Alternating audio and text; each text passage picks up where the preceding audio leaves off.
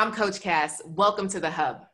On today's episode, I have Regina, who's from Chicago, y'all, and she is fabulous and 59. So let's go ahead and get right into it to see what's up with Regina. Hey, girl. Hey, how you doing, Regina? I'm good. How are you? I am wonderful. So tell us a little something of your background, Regina. Like, what has love been like? Share a little something with us. Well, it's been one of those things. Sometimes you feel like it's been good, and other times you'd be like, ooh, I'm not sure what's going on. What I'll tell you is that I, married and divorced, have two wonderful young adults, and am now sort of approaching that second half of my life, looking for someone amazing to share it with. Ooh, I love that. The amazing part. Okay, so tell us, what is your question? Well, so I work in a predominantly white space. I move sort of in those types of spaces. I do a lot of traveling. And while I get an opportunity to meet a ton of folks, I don't get a chance to meet a ton of Black men in particular, which is my preference, or men of color, which would be sort of the extension of that. And definitely don't meet a ton who are single. Right. Okay. And so just kind of wondering sort of how does someone, particularly in this stage of their life, right, sort of move into sort of, again, that amazing sort of a relationship, right? Because at this point, we're old enough to know a whole lot of stuff we might not have known, in our 20s and 30s. At this point, you think that finding love and being in love and just kind of making a love work should be something that we are all committed to doing. And girl, sometimes it's not. Sometimes you meet folks and people I think people want to reclaim their youth and stuff. I don't want to do that. I want to move into this next season, right? The sensational 60s. Ooh, I want to move into it like, with somebody who has the same kind of goals that I have. And I just want to coast into that. I don't want the strife and the up. I don't want any of that. So.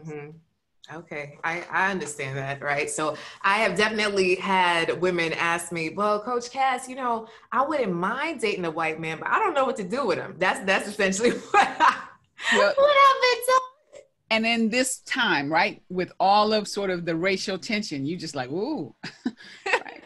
Hallelujah. Okay. Exactly. So there's several things that come up for me when you speak. So in terms of connecting with a Black man in today's day and age, one is to believe that they're out there. Sometimes when we run in our circles and never see them, we kind of come down to, what, they're all taken, I don't know. They're just, nobody's left. That's good. So it specifically, reminds me of one of my clients named Diane, and Diane is of the same age.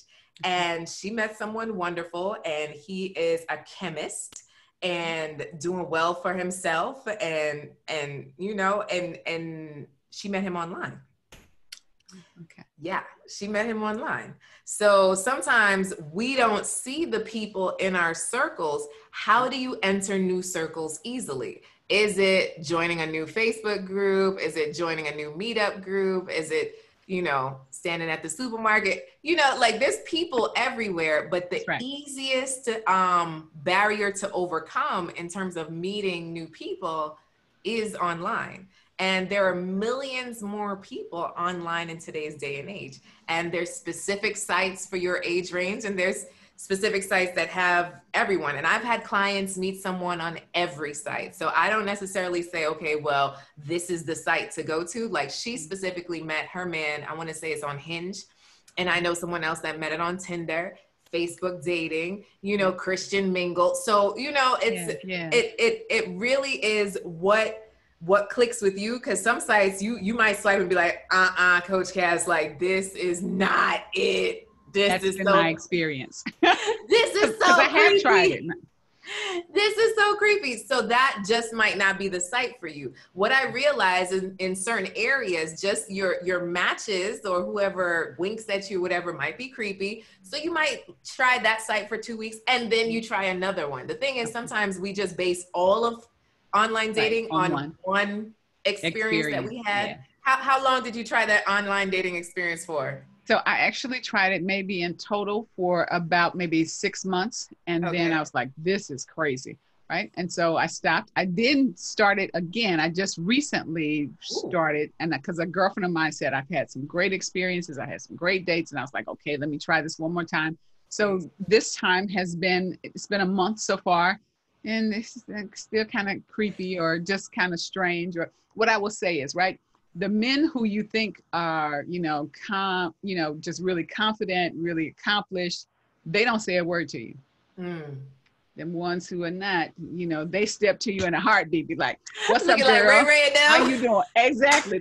They are right there in your face all the time. And I'm like, oh, boo, we probably not a good match. I'm just saying. But hi.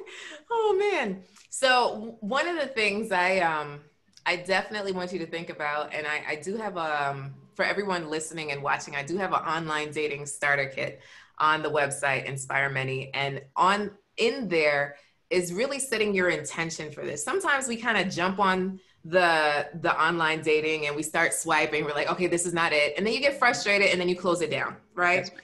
So a different way to approach this is, okay, well, my intention is to connect with a love in which I can be my authentic self. My intention is blank, right? And just being true to that intention, because I'm sure you are high up in administration in the collegial field, right? So did you intentionally go for your position, or did it kind of like just happen by osmosis? Like your degrees and everything you've done, did it just? Never, right? Never. It's always full intention, always full speed ahead, right? So very much, I hear you.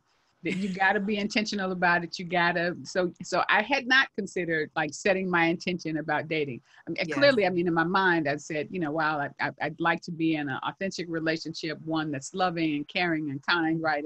And one where we can build a life together and all of that. But I've never really thought about it sort of as you said it. So I'm gonna do that. Okay. It's just something to try.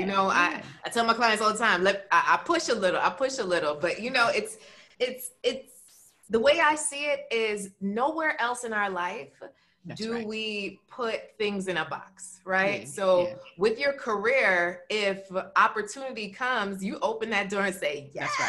That's right. But then with love, when opportunity comes, we're like, I don't like it in this package. So that's right. You'd be like, oh, I don't know if I like it like that. Yeah. Can we just reconfigure this and slash a little color over here, That's right. So then now let's get over to the Black men versus the white men.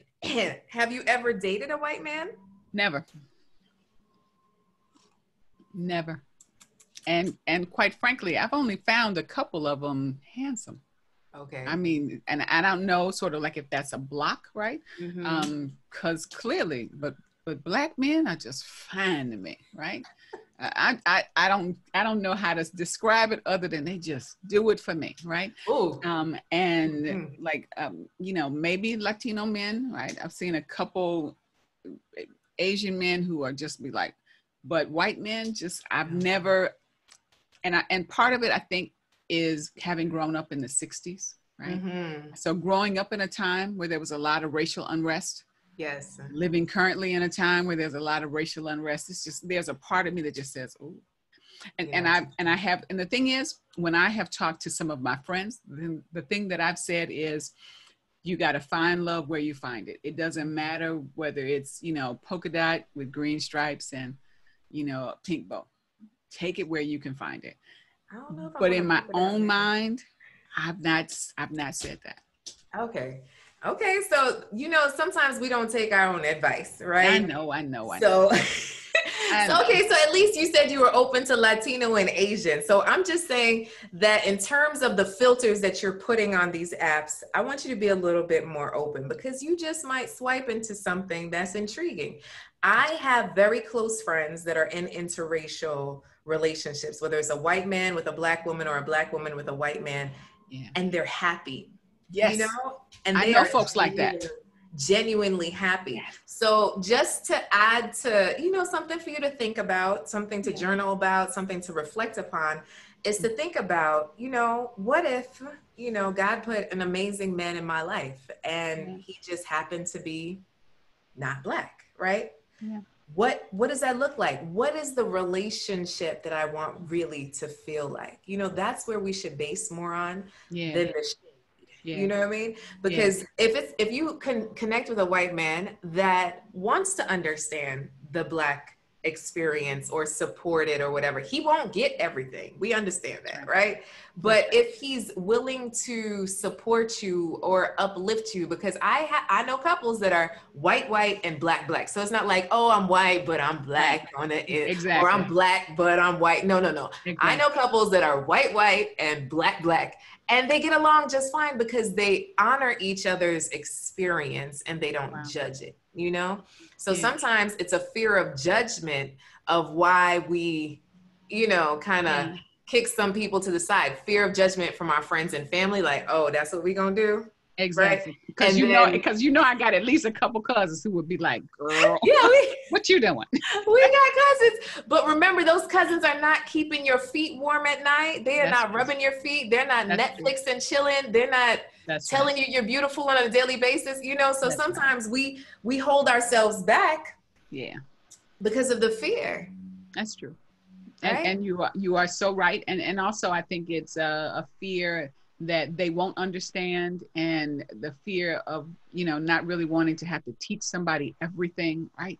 I mean, so I'm a huge movie and theater buff, right? Okay. I love going to Black theater for one particular reason. I love being able to get every reference that they make, right? Nice. And so there's something about that connectivity that I think in my mind, and I could be completely wrong, but in my mind, I think they ain't gonna get it. And you feel like it, you know, at work, you got to work so hard to do all of this stuff. I don't want to have to work that hard on that aspect of my relationship. Right. But again, that's just me in my mind. So let me get out of my own mind, because I have no idea if that's going to really happen. I just think it will. So Regina, this is what's coming up for me, is that I just want you to practice, right? I want you to look at this whole dating thing as practice. Okay. So taking off the weight of who you need to become in order to play the role for whoever, I just want you to say, you know what? I want to practice dating.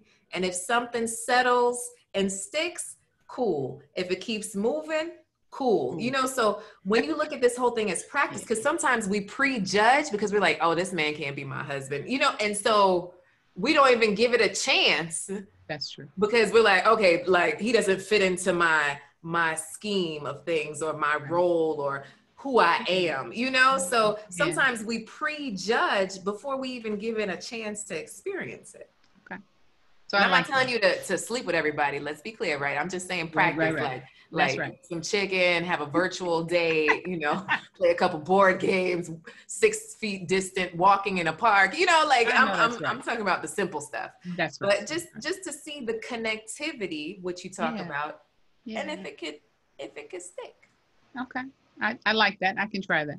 You like it? I do. I love it. All right. So tell me, what is one takeaway that you're taking away from today? I'm going to get out of my head, and I'm going to be willing to practice, right? I'm going to be open to whatever love looks like. And I'm going to just be open. I love it. Oh, I so love it. So I know that you are currently single at the time of this recording. Yes, so single. How can people slide into your DMs just in case? How can they find you? They can find me on Facebook. Okay. And what is your name on Facebook? Regina Dixon-Reeves. All right. Okay, y'all. Y'all heard it here. Regina Dixon-Reeves. Just go ahead and slide into the DMs. I'm just saying. Thank you for coming, Regina. I so appreciate it. Thank you so much for having me. I appreciate you. All right, family. So I am so excited that you guys were here to witness Regina.